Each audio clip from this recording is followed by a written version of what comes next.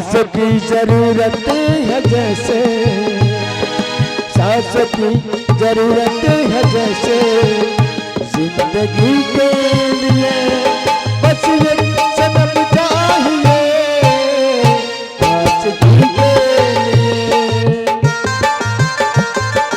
बस एक सनम चाहिए, सांस की के लिए।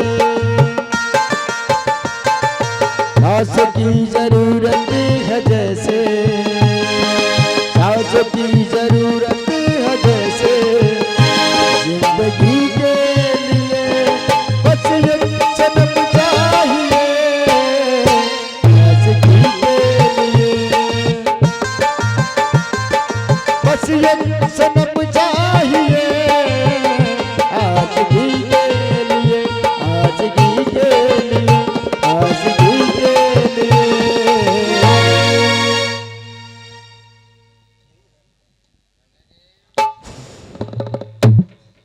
हेलो हेलो,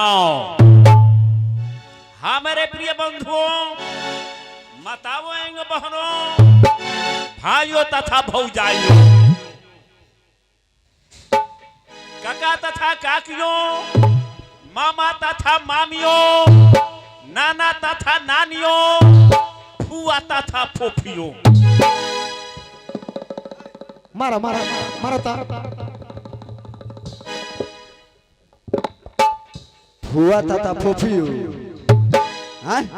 अच्छा तो होम कोई जो होम है वो चपाट बानी, लेकिन इहो घाट जाके बुझाता रहे। होम को ने जो फुआ तथा फूफुओ, इनका फूफियो सुना गई। हाँ तो लीजिए मेरे दोस्तों, मेरे भाइयों, आप लोगों के सामने आप लोगों के मनोरंजन के लिए हम भी उपस्थित हैं। अब लीजिए आप लोगों के सामने मैं एक सामाजिक भोजपुरी कविता पेश करने जा रहा हूँ, जिस कविता का नाम होगा पुराना मास्टर। ऐसा तो आप लोग बहुत से कविता सुने होंगे, लेकिन यह नया नया सामाजिक भोजपुरी कविता आप लोगों के सामने पेश होने जा रहा है, जिस कविता का नाम होगा पुराना मास्टर। भाई नया मास्टर ना रहले, पुराना मास्टर रहले। हम वो जमाना के बात को हतनी कि जौना जमाना में साइकिल से मास्टर साहब जाओ लो पढ़ावे, हम वही का पुराना मास्टर कहले। नया मास्टर ना, हाई स्कूल के मास्टर लोग के नहीं कहो, प्राइमरी स्कूल के मास्टर लोग के। कविता तो हम बाद में सुनाए। देखा के मिलल हुई हमरा कंपनी से, भी कलाकार आइल स्टेज पर, तो सबसे पहले वैष्णो माई के वंदना कैल हो। लेकिन हम वैष्णो माई के वंदना ना करो, आज हम समाजी लोग के माई के वंदना करो।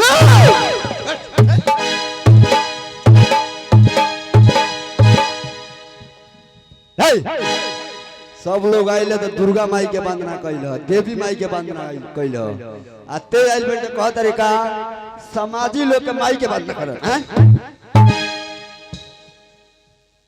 अच्छा तो हम कही जो हम ही एगो लीलगणास बारी, लेकिन इहो घोपड़ा से बुझाता रहे।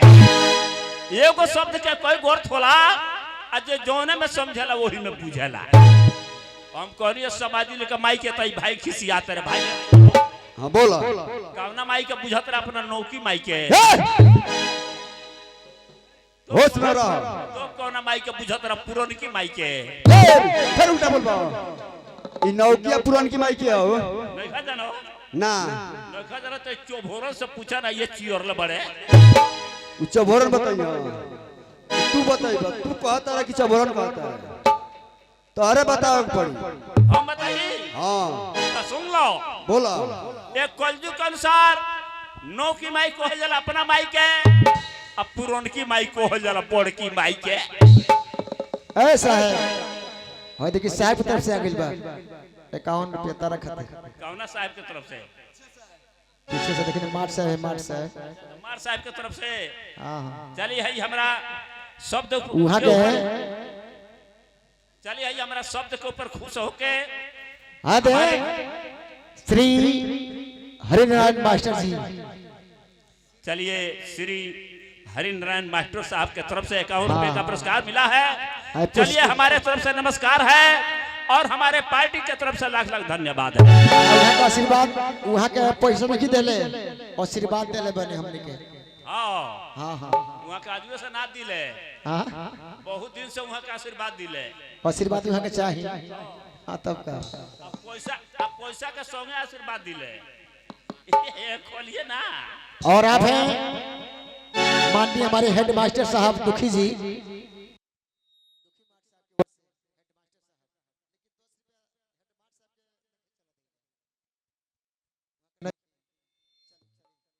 कौन बात नहीं।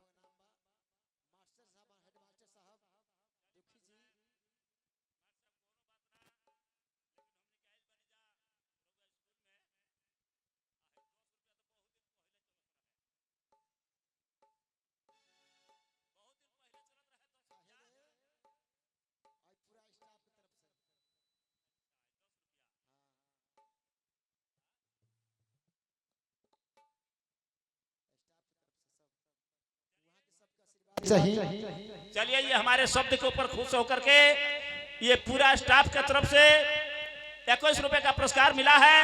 चलिए हमारे तरफ से नमस्कार है और हमारे पार्टी की तरफ से लाख लाख धन्यवाद। चले सुने के हम वो माई का वंदना करे के चाहता नहीं कि जौना माई के आशीर्वाद से भगवत सभा के अंदर आज में जब प्रोग्राम करे खातिर।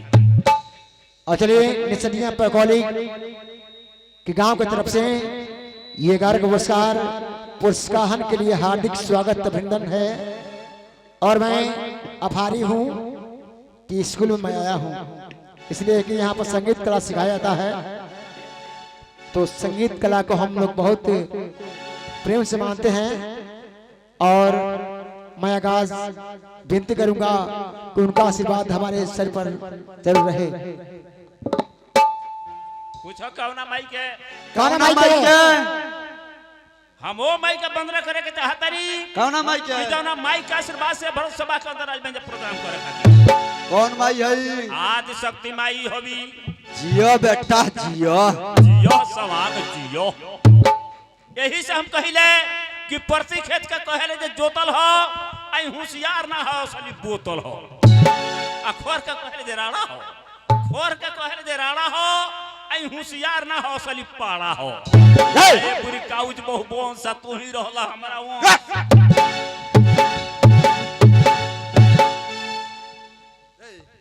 हम बाहुबन सही हम पढ़ा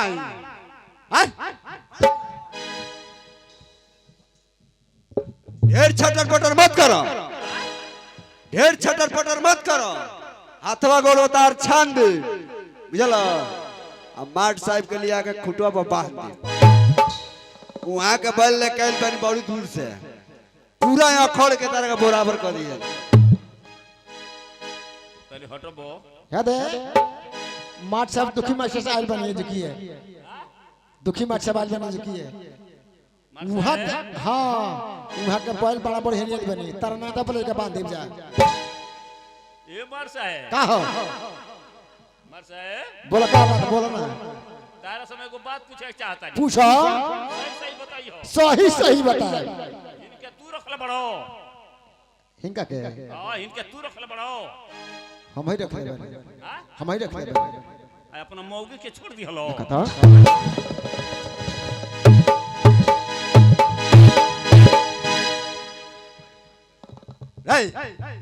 हमको मेरा रुआ हम रख रखेंगे। हां अच्छी पहले है ना ए बाबू अच्छा ठीक बाबू हमरा के रखले बड़े। ठीक बाबू हमरा के रख ई पहले बताओ तारा के रखले हमरा के ई रखले बड़े के रखले बा ई रखले बड़े के रखले बा इनकर बहनिया रखले बड़ी। ताहार बहिन भाई बहन आई बा का हो ए मन कर बा मन कर दे अच्छा तरह से यार दिया बे ए आवो कहा बानी वशिष्ठ राय जी एकरा के समझाई तो आवो